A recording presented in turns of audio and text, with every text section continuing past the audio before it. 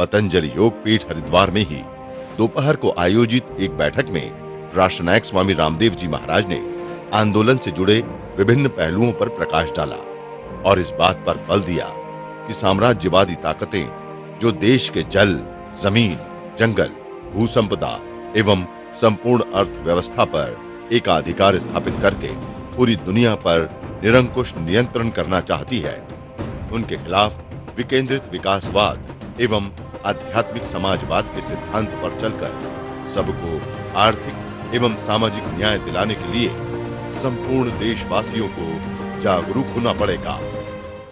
अपने आंदोलन के मुख्य पहलू हैं सामाजिक, आध्यात्मिक, आर्थिक, राजनीतिक और वैश्विक। एक अपने आंदोलन का सोशल एस्पेक्ट है। सोशल एस्पेक्ट से मतलब समाज में, सोसाइटी में जो इकोनॉमिक इम्बैलेंस है, आर्थिक असंतुलन है,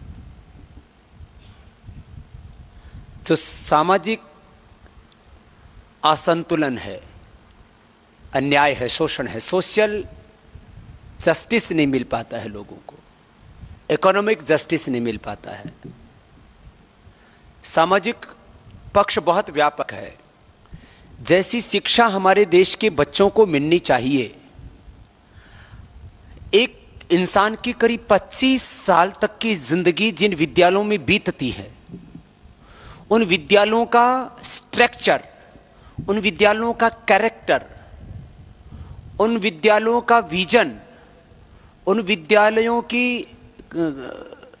पूरी रूपरेखा, पूरी आइडियोलॉजी, उनके प्रिंसिपल्स से मतलब उनके पढ़ाने वाले प्रिंसिपल्स नहीं, प्रिंसिपल्स उनके सिद्धांत, वो बस कुछ है ही नहीं। इसलिए आज जितने भी घोटाले हो रहे हैं, जितनी भी लूट हो रही है, जितने भी दुराचार हो रहे हैं, जितने भी व्यभिचार हो रहे हैं, और पूरी दुनिया में भी जितनी बड़ी बड़ी अनैतिक काम हो रहे हैं, वो सब उन्हीं स्कूल, कॉलेज और यूनिवर्सिटीज के प्रोडक्ट हैं जो आज पूरी दुनिया को तबाह कर रहे हैं। आर्थिक तबाही से लेकर के और युद्धों की, हिंसा की तबाही तक, क्रूरता की सारी चीजें ये कहां से आ रही हैं? तो सोशल एस्पेक्ट हमको समझना है। अब 5 शब्द बोल तो दिए हमने कि सामाजिक, आध्यात्मिक, आर्थिक, राजनीतिक और वैश्विक पहलू हैं इस आंदोलन के। 5 बड़े पहलू बताए। अब इन 5 पहलुओं के बारे में आपको प्रामाणिक रूप से जानकारी होनी चाहिए। संकेत में तो हमने बोल दिया, लेकिन इसको जन जन को हमें एजुकेट करना, प्रशिक्षित करना है, उसको बताना है कि आखिर होना क्या चाहिए। तो शिक्षा कैसी हो हमारी, जिससे कि विद्यालयों में नक्सलवादी, आतंकवादी, माओवादी तैयार ना हो। शिक्षा कैसी हो हमारी कि वहां से साम्राज्यवादी, पूंजीवादी ये सोच, ये प्रवृत्ति पैदा कहां से होती है। ओसामा बिन लादेन तैयार कहां हुआ? वो भी एक बहुत सीनियर इंजीनियर था। आज भारत के नेता कहां तैयार हो रहे हैं? हार्वर्ड में तैयार हो रहे हैं। और कौन कौन सी विदेशी यूनिवर्सिटियां हैं? कैम्ब्रिज में, ऑक्सफोर्ड में, और ये तमाम तरह की। तो हमारे देश का बच्चा जो हिंदुस्तान और हिंदुस्तानियत से परिचित है, वो तो सत्ताओं के शिखर पर आता ही नहीं। तो एक तरह से नेता हम इंपोर्ट कर रहे हैं। लेकिन यह भी कोई कम शर्म की बात नहीं है कि विदेशी मानसिकता वाले लोग हम पर शासन करते हैं। तो अमेरिका तो बहुत खुश है, यूरोप तो बहुत खुश है। वो कैम्ब्रिज यूनिवर्सिटी बना करके, ऑक्सफोर्ड बना करके, हार्वर्ड बना करके, वो तमाम बड़े बड़े विश्वविद्यालय बना करके वो कहता है हम दुनिया पर राज कर रहे हैं। अर्थात हम जैसे चाह रहे हैं वैसी दुनिया चल रही है। हम वो डॉक्टर बनाते हैं, हम वो इंजीनियर बनाते हैं, हम वो साइंटिस्ट बनाते हैं, हम वो नेता बनाते हैं, हम वो अभिनेता बनाते हैं, हम वो समाज के जो आइकॉन हैं वो हम तय करते हैं कि कौन होंगे समाज के आइकॉन। कौन समाज को नेतृत्व देगा सामाजिक दृष्टि से, आर्थिक दृष्टि से? आज मैं यदि इकोनॉमिक्स की बात करता हूं तो मेरी बात नहीं सुनेगा कोई भी। क्यों? क्योंकि मैं गुरुकुल का पढ़ा हुआ हूं, क्योंकि मैं चाणक्य के अर्थशास्त्र की बात करता हूं, क्योंकि मैं वेद शास्त्र के अर्थशास्त्र की बात करता हूं, क्योंकि मैं अंतिम आदमी के साथ में जुड़े हुए अर्थशास्त्र की बात करता हूं। उनको चाणक्य का अर्थशास्त्र नहीं चाहिए, उनको अंतिम आदमी से जुड़ा हुआ अर्थशास्त्र नहीं चाहिए, उनको वो अर्थशास्त्र चाहिए जो पूंजीपतियों को, साम्राज्यवादी ताकतों को, जो पूरी दुनिया के जल जंगल जमीन भू संपदाओं और सारी दुनिया की संपत्ति पर जो एकाधिकार स्थापित करना चाहते हैं, ऑक्सफोर्ड यूनिवर्सिटी को, कैम्ब्रिज यूनिवर्सिटी को, हार्वर्ड यूनिवर्सिटी को, इनको जो दान देने वाले हैं, कितना 5,000 करोड़, 10,000 करोड़, 50,000 करोड़, 1,00,000 करोड़ कौन देते हैं? पूंजीपति लोग देते हैं, साम्राज्यवादी ताकतें उनको दान देती हैं। ये मैं सुनी सुनाई बातें नहीं कह रहा हूं, ये आपको पूरे प्रमाणों के साथ, तथ्यों के साथ आप इस चीज को देख सकते हो। जितने भी बड़े बड़े विश्वविद्यालय, इनके आप डोनर्स लिस्ट देखेंगे, उनमें ये लोग मिलेंगे। तो जो सामाजिक परिवर्तन का जो पक्ष है हमारा, पहलू है हमारा, बात को कहने को आपको तरीके भी आने चाहिए किसी भी बात को। अब जैसे कोई पहलू शब्द को नहीं समझे, पक्ष को सब नहीं समझे, उसको एस्पेक्ट बोल दो, उसको हमारे आंदोलन के ये जो भिन्न भिन्न कार्यक्रम हैं, प्रकल्प हैं, अपने आंदोलन के ये भिन्न जो है भाग हैं, प्रभाग हैं, विभाग हैं, कोई शब्द जो है ना, सबको सब शब्द समझ में नहीं आते। लोगों की हिंदी बहुत कमज़ोर है, अंग्रेजी तो उससे भी ज़्यादा कमज़ोर है, इसलिए आपको अपनी बात को ठीक से कहना भी आना चाहिए, समझाना आना चाहिए। जो बुरे लोग हैं वो अपनी बातों को, अपने झूठ को भी सच कह करके समझा रहे हैं, बहका रहे हैं, और हम अपने सच को भी नहीं कह पा रहे हैं।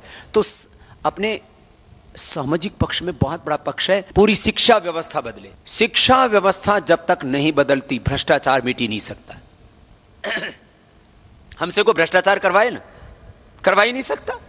हमको को देना लालच, देगा, हमको चाहिए ही नहीं। हमको कोई क्यों नहीं खरीद पाता है? हम क्यों नहीं हिंसा करते हैं? हम क्यों नहीं झूठ बोलते हैं? हम क्यों नहीं चोरी करते हैं? हम क्यों नहीं दुराचार करते हैं? हम क्यों नहीं सारी दुनिया की संपत्तियों पर एकाधिकार स्थापित करना चाहते? क्यों परिग्रह नहीं करते हैं? क्यों नहीं हम अशुचिता में जीते हैं? क्यों हम विलासिता में नहीं जीते हैं? क्यों हम हमारे भीतर असंतोष क्यों नहीं है? क्यों हम नास्तिक नहीं हैं? क्यों हम आत्मविमुख नहीं है? क्योंकि हमारी शिक्षा दीक्षा, हमारा परिवेश, हमारे संस्कार, हमारे विचार, हमारा जो जैसे भौतिक ढांचा होता है ना, ऐसे हमारा भावनात्मक अस्तित्व होता है। हमारा विचार, हमारे संस्कार, हमारे भाव, हमारा चित्त का प्रवाह, हमारा स्वभाव, हमारी प्रकृति, हमारे संस्कार, वो जैसे होते हैं वैसे हम करते हैं। तो जब तक शिक्षा नहीं बदलेगी, भ्रष्टाचार खत्म नहीं होगा। इसलिए कलाम साहब ने एक दिन बहुत अच्छी बात कही थी, यद्यपि उससे बहुत लोगों के अलग अलग तरह की टिप्पणियां भी हुई कि कठोर कानून बनाने से ही मात्र भ्रष्टाचार नहीं रुक सकता। अब कानून बना दोगे जेल भरने वाला, तो जेल तो भर जाएंगी, लेकिन आदमी तो नहीं सुधरा। आदमी जेल में जाके नहीं सुधरता, आदमी का सुधार होगा संस्कारों, उसका सुधार होगा स्कूल कॉलेज विश्वविद्यालय से, उसका सुधार होगा घर से। इसलिए हमें अपने घरों को भी अच्छा बनाना पड़ेगा, व्यक्ति को अच्छा बनाना पड़ेगा, परिवार को अच्छा बनाना पड़ेगा, समाज को अच्छा बनाना पड़ेगा। तो हमारे आंदोलन का एक पक्ष शिक्षा में आमूल चूल परिवर्तन, भाषा से लेकर के उसके भावों तक, विचारों तक, उसकी दृष्टिकोण तक। दृष्टिकोण क्या है? वहां ये सिखाते हैं कि अब वहां अर्थशास्त्र क्या सिखाया जाता है? जो जितनी मेहनत करेगा उतना पाएगा। लेकिन मेहनत कैसे करेगा? बोले उस बौद्धिक मेहनत करेगा तो वो लाखों करोड़ों अरबों पाएगा, शारीरिक मेहनत करेगा तो मजदूरी मिलेगी। क्यों?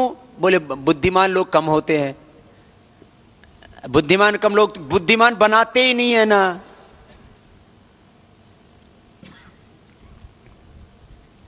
जो आदिवासी वनवासी हैं, जो लोग ये गलत फहमी फैलाते हैं ना कि बुद्धिमान बहुत कम लोग पैदा होते हैं, विज्ञान इस बात पर, इस निष्कर्ष पर पहुंचता है कि आईक्यू लेवल एक वनवासी आदिवासी गरीब झोपड़ी में रहने वाला, एक दलित वाल्मीकि घर में पैदा होने वाला, जो घोर जंगलों के बीच में पैदा होता, उसका भी आयु की लेवल उतना ही है जो महलों में पैदा हुए हों। हमें बहका दिया गया कि जो है ना, ये बुद्धिमान लोग तो बहुत बड़े बड़े घरों में पैदा होते हैं।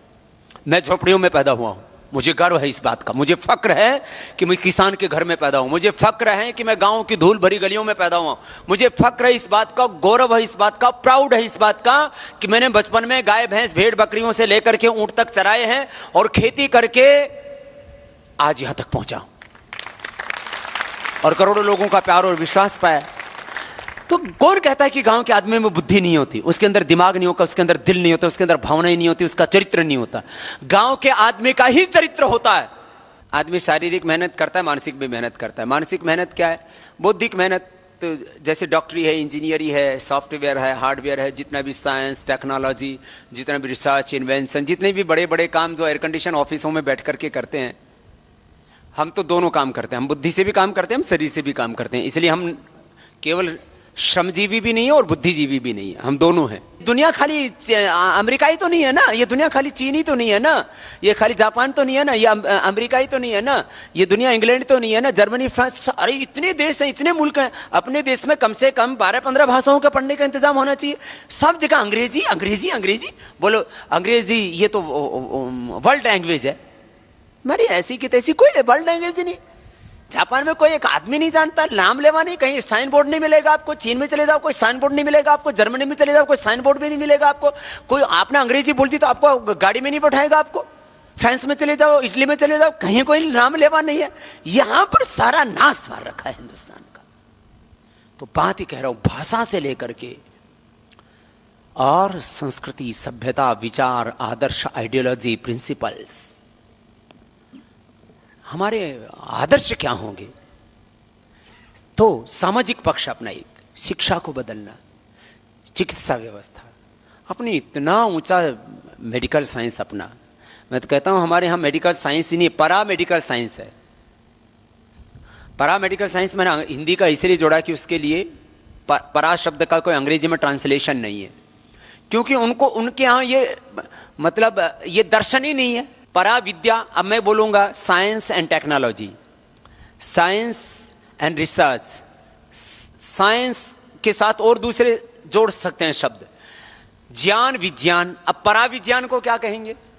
तो पैरामेडिकल साइंस, परा साइंस। अब परा विद्या अब यहां है ही नहीं। अतीन्द्रिय ज्ञान, अतीन्द्रिय शक्ति, अतीन्द्रिय अनुभूति, अतीन्द्रिय भाव, वो है ही नहीं वहां पर। खैर, शिक्षा को बदलना पड़ेगा, चिकित्सा को बदलना पड़ेगा, तब आदमी बनेगा, तब धरती बचेगी, तब मानवता बचेगी। फिर इस पूरी कानून व्यवस्था को बदलना पड़ेगा, पूरी सामाजिक ताने बाने को बदलना पड़ेगा। आज जो होमोसेक्सुअलिटी, लिविंग रिलेशनशिप, सबको कानूनन मान्यता मिल गई है हिंदुस्तान के अंदर। तमाम सब चीज़ों को यहाँ पर कानूनन संरक्षण प्राप्त हो चुका है। और तर्क ये देते हैं कि छोटे से छोटे समूह को भी आज़ादी के साथ जीने का अधिकार है। ये आज़ादी है, बर्बादी है। महात्मा गांधी जी ने कहा था, अनीति को कभी भी प्रोटेक्ट मत दो, संरक्षण मत दो। अनीति रहेगी समाज में, ऐसा नहीं है कि समाज में से दुराचार, हिंसा, व्यभिचार, क्रूरता, बर्बरता ये सब खत्म हो जाएंगे, लेकिन उसको संरक्षण तो नहीं दे सकते ना। हिंसा को संरक्षण नहीं दे सकते, झूठ को संरक्षण नहीं दे सकते। झूठ बोलने वालों का एक समूह, उसको प्रोटेक्ट करो, ये बड़े काम के लोग हैं। हिंसा करने वाले एक समूह है, इनको प्रोटेक्ट करो। दुराचार करने वाला एक समूह है, इसको प्रोटेक्ट करो।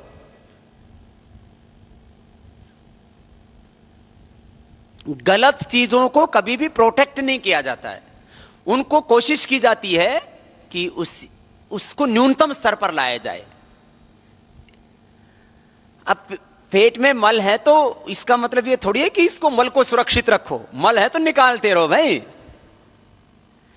शरीर में भी तो मल बनता है ना। तो ऐसे सृष्टि कैसे अपने शरीर जैसी। सामाजिक परिवर्तन, व्यक्ति को बदलना है, परिवार को बदलना है। अभी जो है सामाजिक अधिकारों को लेकर के, पति पत्नी के अधिकारों को लेकर के बहुत तरह के उल्टे सीधे कानून अभी आने वाले हैं फ्यूचर में। परिवार की इकाई को खत्म ही करना चाहते हैं, ये चाहते ही नहीं कि परिवार बचे। आदमी के भीतर नैतिकता यदि जिंदी रहेगी तो अनैतिक लोग दुष्चरित्र लोग शासन नहीं कर पाएंगे। इसलिए शासक वर्ग हमेशा ये चाहता है कि समाज के नागरिक जितने दुष्चरित्र होंगे, समाज के नागरिक जितने आत्मबल उनका कमजोर होगा, जितना ज्यादा वो दुराचारी व्यभिचारी होंगे, जितने ज्यादा लुच्चे लफंगे होंगे, उतना ही ज्यादा उनके ऊपर शासन करना आसान होगा। इसलिए शासक वर्ग कभी भी नहीं चाहता कि समाज के लोगों का चरित्र ऊंचा हो, लेकिन हम इस देश के लोगों का चरित्र ऊंचा बनाएंगे और देश को बचाएंगे। दुनिया में कानून के बारे में जितने भी लोग जानते हैं वो सब इस बात से एक मत हैं, सहमत हैं, एक राय है सबकी, इसमें कोई जो है डिस्प्यूट नहीं है। वो सब कहते हैं क्या कि कानून इसलिए बनाए जाते हैं कि आम आदमी उन कानूनों को तोड़े और फिर सिर झुकाकर कीजिए, सत्ता वाले कभी भी जाके उसकी गर्दन पकड़। कानून इसलिए बनाए जाते हैं कि आम आदमी उन कानूनों को तोड़े और उनकी सत्ता वाले गर्दन दबा के रखे हैं, ठीक रहा है जैसे हम बोल रहे हैं वैसा करने तो तेरी गर्दन दबा देंगे, जेल में ठोक देंगे, गिरफ्तार कर लेंगे। ये कानून किस लिए बनाए? ये कोई जो है इलीगलिटी को, अनैतिकता को रोकने के लिए? इमोरलिटी और इलीगलिटी ये क्या है? ये कोई लेना देना नहीं इनको कानून बनाने वालों को। इनको यही एक मतलब है कि कानून ऐसे बनाओ कि आम आदमी सम्मान और स्वाभिमान के साथ जी ना सके और बड़े आदमी कोई कानून में फंस ना सके। सत्ताओं के शिखर पर बैठा कोई भी आदमी कानून में फंस ना सके और आम आदमी कोई बच ना सके। तो हमसे बहुत लोगों से गलतियां इसीलिए होती हैं कि अपने को पता ही नहीं कानून क्या है। ये तो हम नैतिकता के तौर पर ही चीजों को मान करके सीधा साधा जिंदगी जीते रहते हैं। बाकी यदि कानून की बात करो तो 99% लोगों को कानून का पता ही नहीं है। लॉ एंड ऑर्डर क्या है? यह आंदोलन सामाजिक आंदोलन है। शिक्षा को बदलना है, समाज को बदलना है, व्यक्ति को बदलना है, सोच को बदलना है, प्रवृत्ति को बदलना है, आदतों को बदलना है, इंसान को इंसान बनाना है। सामाजिक परिवर्तन की लड़ाई बहुत लंबी है। पर्यावरण गड़बड़ हो रहा है तो पर्यावरण को बचाना है। जल दूषित हो रहा है, पवित्र नदियों का ही जल नहीं, सब जगह जो जल है ना, बड़े शहरों के नीचे कहीं पर भी खोद के देखोगे ना, पानी में जहर भरा पड़ा है। जहाँ भी 10-20 इंडस्ट्रियाँ लगी हुई हैं, जहाँ कपड़े की कहीं फैक्ट्री हो, कहीं स्टील प्लांट हो, कहीं और दूसरे प्लांटों में ज़मीन में खोद करके निकालना पानी में इम्प्योरिटी। जितने भी बड़े शहर हैं उनके नीचे से पानी निकाल कर देखो ना, उफ वो गंदगी मिलती है उसमें, ऐसे मतलब 1000 लाख गुना गंदगी। उसको पीने की तो बात बहुत दूर की रही, उससे आप कपड़े भी नहीं धो सकते, स्नान भी नहीं कर सकते। अपने आंदोलन के कई मुद्दे, कई पक्ष, कई पहलू, कई एस्पेक्ट्स हैं उसके, तो उसमें ये एक सामाजिक मुद्दा इतना बड़ा है। पर्यावरण की रक्षा, जल जंगल जमीन की रक्षा, गाय आदि पशुओं की रक्षा। कोई गाय को मां नहीं माने कोई बात नहीं, लेकिन प्राणियों के प्रति दया भाव। देखो अब यहां क्या फैला दिया जाता है, बोले स्वामी जी तो गौ रक्षा की बात करते हैं। अच्छा, हिंदुस्तान में कुत्तों की रक्षा की कोई बात करे तो बोलते बड़ा सभ्य आदमी है। बहुतों ने यहां इस तरह के एनजीओ खोल रखे हैं, कुत्तों को बचाते हैं, पिल्लों को बचाते हैं, शेरों को बचाते हैं, हिरणों को बचाते हैं। अच्छी बात है। शेर जो हिंसक जानवर उसको बचाते हैं, तो उसके लिए क्या खोल रखे हैं आजकल एनजीओज? जैसे शेर बचना चाहिए, जैसे हिरण बचना चाहिए, जैसे मोर बचना चाहिए, ऐसे हिंदुस्तान में गाय भी बचनी चाहिए। इसमें क्या दिक्कत है? मनुष्य सहित धरती पर सभी प्राणियों को बराबर जीने का अधिकार है। हम तो ग्लोबल वार्मिंग की बात कर रहे हैं, तो ग्लोबल वार्मिंग का यही सिद्धांत है कि मांसाहार दुनिया में खत्म होना चाहिए। यदि तुम चाहते हो कि आने वाली तुम्हारी औलादें ठीक रहें, तो तुम्हें जल जंगल जमीन को बचाना ही पड़ेगा, कोई रास्ता ही नहीं है। नहीं तो ये सामाजिक पक्ष है इसका। कितनी जो है पर्यावरण से जुड़े हुए मुद्दों से लेकर के सारी चीजें, बात समझ में आई? तो ऐसे लोगों को बताना कि हमारे आंदोलन का सामाजिक पक्ष क्या, हम क्या चाहते हैं, और ये हो नहीं रहा है। ये सामाजिक पक्ष। आध्यात्मिक पक्ष क्या है?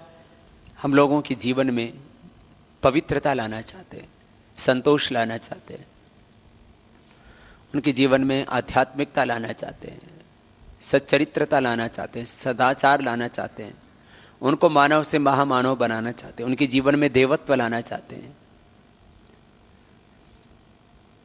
इंसान को हम भगवान बनाना चाहते हैं, मानव को हम महामानव बनाना चाहते हैं।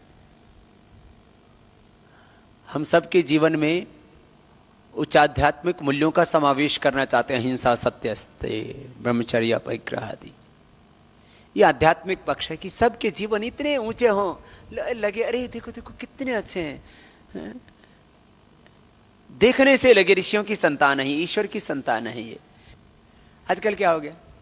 ऋषियों की संतान बीड़ी पी रही है, ऋषियों की संतान सिगरेट पी रही है, ऋषियों की संतान ठेके पर जा रही है, ऋषियों की संतान जो है झगड़े कर रही है। ऐसा बुरा हाल हो गया। तो ये आध्यात्मिकता जब तक नहीं आएगी तब तक हम सच्चे ईश्वर पुत्र, ऋषि पुत्र रामकृष्ण की जो परंपरा में कहने का अपने आप को अधिकारी नहीं बना पाएंगे। आध्यात्म। आर्थिक पक्ष ये है, शारीरिक और बौद्धिक श्रम करने वालों में कितना अंतर होना चाहिए? आदमी बौद्धिक श्रम करता है तो कुछ घटता है उसका? बौद्धिक श्रम करने वाला यदि देखो, तनाव को तो किसी को भी हो जाएगा तो अलग बात है। बौद्धिक श्रम करने से आदमी की कोई हानि नहीं होती है। तनाव तो शारीरिक श्रम करने वाले को भी हो सकता है, मानसिक श्रम करने वाले को भी हो सकता है। तनाव तो वो तो डिसऑर्डर है और उसका कारण जो है वो मानसिकता है, उसका कारण श्रम नहीं है, उसका कारण विचार है। तो विचार तो गंदा होगा तो किसी को भी तनाव हो जाएगा। बौद्धिक श्रम करने से व्यक्ति की कोई हानि नहीं होती है, कोई इसका क्षरण नहीं होता है, उसकी ताकत में कमी नहीं आती है। शारीरिक श्रम करने से व्यक्ति का क्षरण होता है। आप इसको समझो। बौद्धिक श्रम करने वाला कहाँ रहता है? एयर कंडीशन उसमें बैठता है। बौद्धिक श्रम करने वाला जो है अच्छे घरों में रहता है, अच्छे एनवायरनमेंट में रहता है, बहुत सुखी रहता है, हैं? और बौद्धिक श्रम करने वाले कौन है? डॉक्टर, इंजीनियर, एडवोकेट, ये साइंटिस्ट, ये सब बौद्धिक श्रम करने वाले लोग हैं। व्यापारी, हैं? बड़े बड़े पूंजीपति, सब बौद्धिक श्रम करने वाले लोग हैं, बैठ करके एडमिनिस्ट्रेशन चलाते हैं। और शारीरिक श्रम करने वाले लोग, मैंने देखा स्टील की जो बड़ी बड़ी फैक्ट्रियां हैं, जहाँ पावर प्लांट्स हैं, स्टील के प्लांट्स हैं, फिर सीमेंट की फैक्ट्रियां हैं, फिर सीमेंट की चादर बनाने वाली फैक्ट्रियां हैं, फिर ये कपड़े बनाने वाली फैक्ट्रियां हैं। सब 99% फैक्ट्रियों में काम करने वाले लोगों को, आयुर्वेद के काम को छोड़ करके, हमारे यहाँ किसी को कैंसर नहीं होता है, दवाइयों की सुगंध से आदमी अच्छा होता है। बाकी जगह जितने भी काम करने वाले लोग हैं उनको क्या होने की संभावना होती है? TB, cancer. फिर जो ज़्यादा मेहनत करने वाले होते हैं उनकी विचारों की कमर खराब हो जाती है, थोड़ी दिनों के अंदर कुबड़े हो जाते हैं। तो शारीरिक श्रम करने से लोगों की कमर खत्म होगी, शारीरिक श्रम करने से लोगों के फेफड़े खत्म होगी, शारीरिक श्रम करने से लोगों को टीबी, कैंसर हो गया, शारीरिक श्रम करने से उनकी आंखें खराब होगी, शारीरिक श्रम करने से उनकी चमड़ियाँ खराब हो गई। तो उनको ज़्यादा पैसा मिलना चाहिए शारीरिक श्रम करने वालों को या बौद्धिक श्रम करने वालों को? अब शारीरिक श्रम किसान करता है और किसान की फसल खाने वाला आदमी जो है वो बौद्धिक श्रम करता है। Doctor, engineer, scientist, advocate, teacher. अब टीचर की तनख्वाह बहुत है, एडवोकेट की, साइंटिस्ट की, इंजीनियर की तनख्वाह बहुत है, और किसान की सर्दी गर्मी बेचारा शरीर को तोड़ देता है। हमने तो खुद मेहनत की है खेत में, पता है हमको।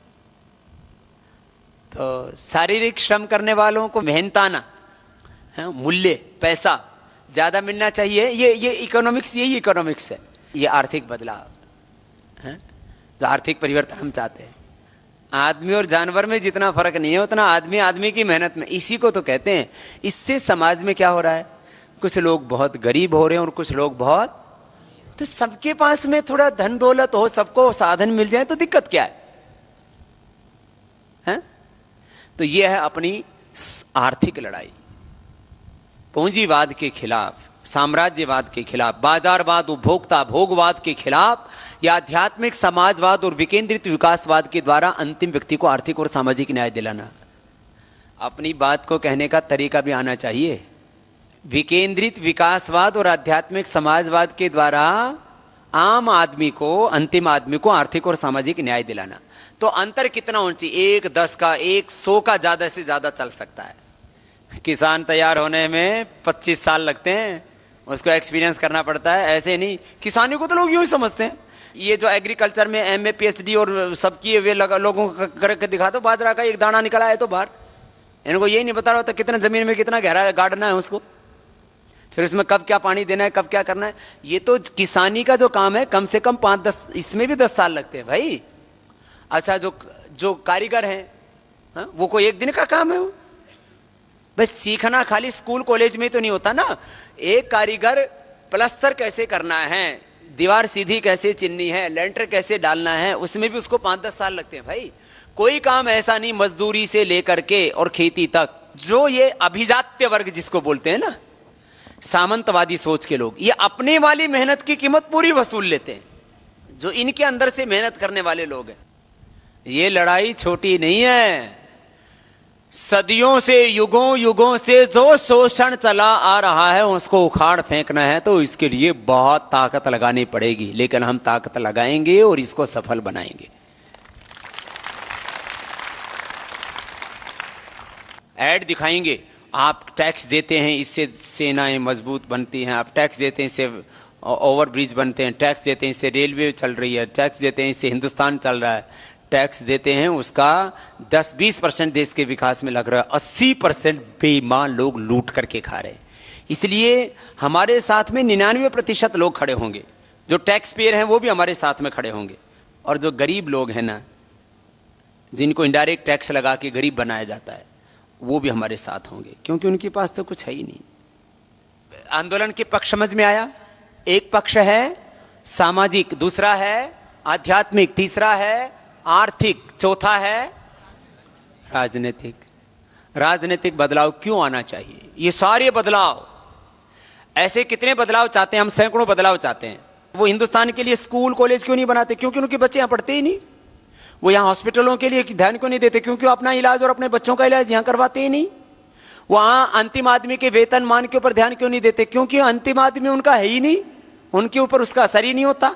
जब तक नेता के ऊपर असर नहीं होगा तब तक जनता का उद्धार नहीं हो सकता। 500 से 1000 करोड़ की 1 एकड़ जमीन है जहां MPs के बंगले हैं। ये मुंबई दिल्ली में एक ही सेम रेट है। 1 एकड़ जमीन की कीमत कितनी? 1000 करोड़ करीब करीब। और खरीद शौक से खरीद के लेंगे, नीलाम कराओ, देखना 1-1000 करोड़ में 1 एकड़ जाएगी, गारंटी की बात है। और 500 बंगले नीलाम हो जाएंगे तो कितनी मिलेगी? बंगले, फिर इनके संग्रहालय, फिर इनकी समाधियां, इन सबको नीलाम कर दो तो कई लाख करोड़ रुपए हिंदुस्तान को मिल जाएगा। जीते जी बंगले में, मरने के बाद मेरे बेटे समाधि स्थल में, वहां पर भी कई एकड़ जमीन लेके रहते हैं। जीते जी बंगले में, मरने के बाद समाधि में, और कपड़े इनके संग्रहालय में, 3-3 जगह घेर के रखी हुई हैं। जैसे देश इनका और इनके बाप दादे का ही हो। अब इन सब बातों को आपको अंतिम आदमी को समझाना पड़ेगा कि हम चाहते क्या हैं। दरअसल जिनके खिलाफ हमने मोर्चा खोल रखा है वो तो पूरे होशियार हैं, और जिनके लिए हम लड़ रहे हैं उनमें से 50% तक तो हमारी बात पहुंच गई है। अभी 50% तक लोगों तक हमारी बात नहीं पहुंची। वो दलित हैं, वो वनवासी, आदिवासी, गरीब, वाल्मीकि, वो गांव के लोग, वो सवर्ण जाति के भी लोग हैं उसमें, और पिछड़ी जाति के भी लोग हैं उसमें, ब्राह्मण, क्षत्रिय, वैश्य भी हैं उसमें, टैक्स पेयर भी हैं उसमें, कुछ ऐसे भी लोग हैं। टैक्स पेयर तो सभी हिंदुस्तान में, डायरेक्ट इनडायरेक्ट टैक्स सभी देने वाले लोग हैं। उन सबको बताओ भाई ये चल क्या रहा है। तो बहुत माने हर चीज को ना आपको समझाना है और उसको अपने साथ खड़ा करना है, तो तब जाकर के अपनी ये लड़ाई, ये संघर्ष कामयाब होगा। और इस लड़ाई के लिए कुछ हमारे साधारण कार्यकर्ता हैं, कुछ हमारे पूर्णकालिक कार्यकर्ता हैं, कुछ हमारे सेवाव्रती कार्यकर्ता हैं, और मैं तो चाहता हूँ मैं अपने जैसा मैं सोचता हूँ, जीता हूँ, इस तरह से जीने वाले, सोचने वाले, उनका ज्ञान का स्तर, उनका चरित्र का स्तर, उसकी वाणी का स्तर, उसके व्यवहार का स्तर, उसका वक्तृत्व, उसका नेतृत्व ऐसा हो कि जिधर वो जाकर के खड़ा हो जाए उधर ही जमाने का प्रवाह मुड़ जाए। जिधर वो आवाज दे उधर ही जमाना खड़ा हो जाए, जिधर वो चले उधर ही जमाना चल पड़े, ऐसे लोग तैयार करने हैं। काम तो बड़ा कठिन है लेकिन होगा। इसके लिए पूरे देश भर में अब जागरण की आवश्यकता है। तो ये जो पूरी दुनिया में जो वैश्विक व्यवस्था चल रही है पूंजीवाद और साम्राज्यवाद की, इसके खिलाफ ये आध्यात्मिक समाजवाद और विकेंद्रित विकासवाद, ये हमारी आइडियोलॉजी, ये हमारा प्रिंसिपल है। इसको समझाना है लोगों को। तो ये लड़ाई छोटी नहीं है, ये वैश्विक लड़ाई है और इस वैश्विक लड़ाई में सबकी बड़ी भागीदारी तय होनी है, तो ये देश बचेगा, तो ये दुनिया बचेगी। और सामाजिक आंदोलन फिर राजनीतिक आंदोलन में तब्दील होता है जब देश की जनता उसके साथ खड़ी हो जाती है, क्योंकि सब कुछ राजनीति से नियंत्रित होता है और राजनीति अनियंत्रित हो गई है। इसलिए जब तक वह नियंत्रित नहीं होगी पूरे देश में ये अफरा तफरी ऐसे ही चलती रहेगी।